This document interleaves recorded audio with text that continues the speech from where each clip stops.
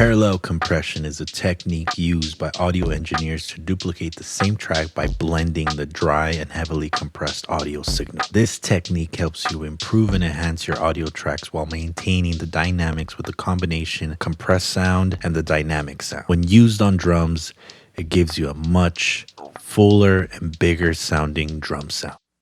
Now, for those of you that know, the Roland SP404 MK2 is light years ahead of the 404SX or any SP sampler. But with that being said, it still does have its limitations, because unlike a digital audio workstation that's absolutely limitless, it forces you to try to find creative ways of achieving the same goal.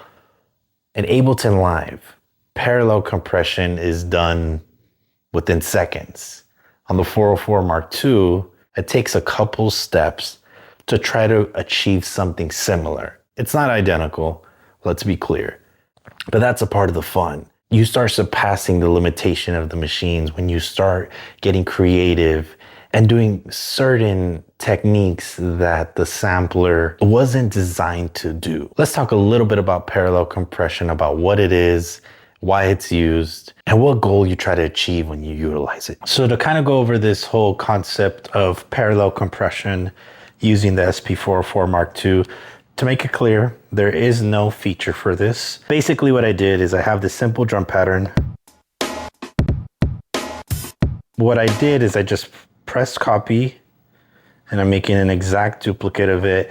And on the exact duplicate of it, that's where I add all my processing. So when it comes to parallel compression, the idea is to have a really low threshold, a high ratio, maybe a slower attack, faster attack, slower release, faster release, right? The more important ones is definitely the threshold and the ratio. So on the SP, we don't really get a lot of options. We have the vinyl sim, the 303, and it only has an option of compression, noise, and wow and flitter. So I like to use that one, right? And the trickiest part about it, I think, is getting the samples to kind of play together. So if I go to pad link, it'll give me the opportunity to link them together. So when I play one,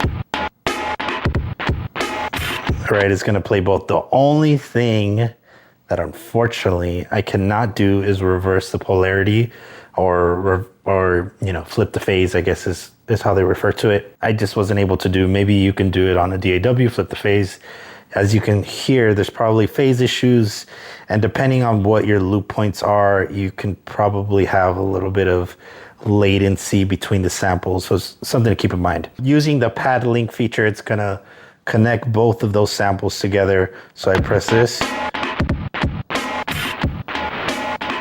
and it absolutely sounds crazy, right? Like, it sounds crazy, but the sound of the overly exaggerated drums is not the purpose, believe it or not. So you're not really gonna spend too much time tuning it. Of course, you'll tune it to your liking, but the blending is where it's more important. After you spend some time manipulating it, I spent some time in advance kind of creating it. I came up with this sound and this blend.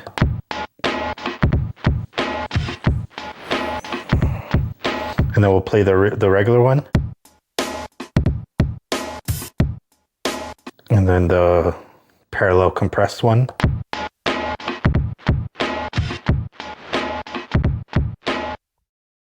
I mean, it's preference, right? If you guys like the regular sounding one, I mean, that's fine.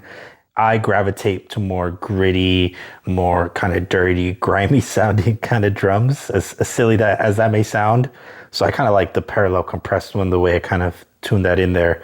I think it goes well with the sample, and I'll play everything together right now.